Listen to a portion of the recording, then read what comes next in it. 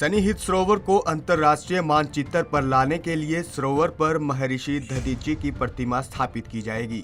इस कड़ी में एडीसी अखिल पिलानी, 48 कोस तीर्थ कमेटी के चेयरमैन मदन मोहन छाबड़ा और केडीबी मानद सचिव उपेंद्र सिंघल ने सन्निहित सरोवर पर भूमि पूजन किया।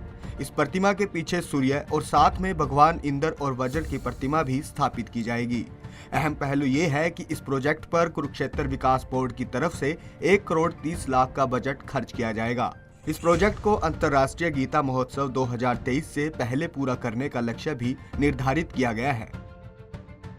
जो इसकी मान्यता है, जो इसकी श्रद्धा है, जो भक्ति है, उसके अनुसार सन्निहित सरोवर का विकास हो, उसी दृष्टि से इसको भी यहाँ पर माननीय मुख्यमंत्री जी के द्वारा पिछले वर्ष जो है इसकी घोषणा की गई यहाँ पर, और इसकी प्रतिमा का स्थापना जो है इस सन्निहित सरोवर को अंतर्राष्ट्रीय स्तर पर ले जाने के लिए, इसकी जो श्रद्धा है, जो इसकी भक्ति है, उसको दुनिया तक पहुँचाने का एक बहुत बड़ा माध्यम है। कितना लगभग निर्माण पर जो है खर्च? पर लगभग एग्जैक्ट तो मुझे ध्यान नहीं, लेकिन 1 करोड़ से कुछ ज़्यादा खर्च होगा।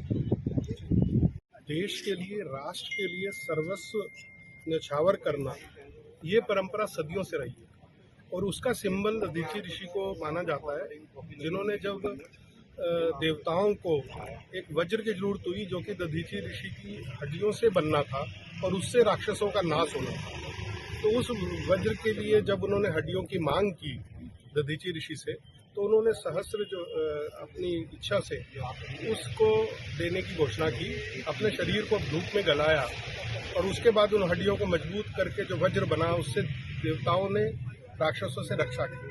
और यही चीज़ जो है हमारे परमवीर चक्र पर भी अंकित है कि अपने आप को, खुद को देश के लिए न्यौछावर करने वाला, तिल तिल जो है गलाकर देश के लिए न्यौछावर करना, ये सिंबल है।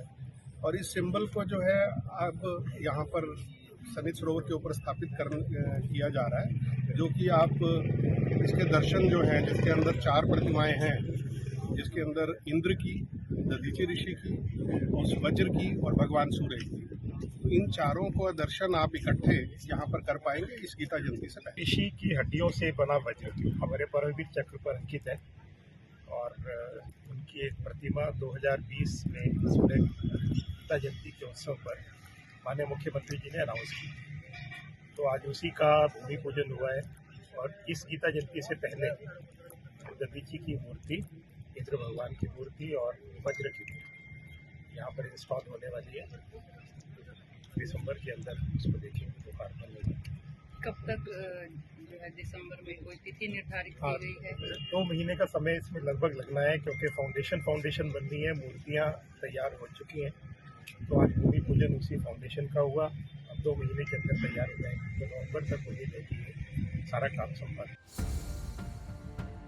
आपको बता दें कि मुख्यमंत्री मनोहर लाल ने 2 वर्ष पूर्व सन्निहित सरोवर पर महर्षि दधीची की प्रतिमा स्थापित करने की घोषणा की थी।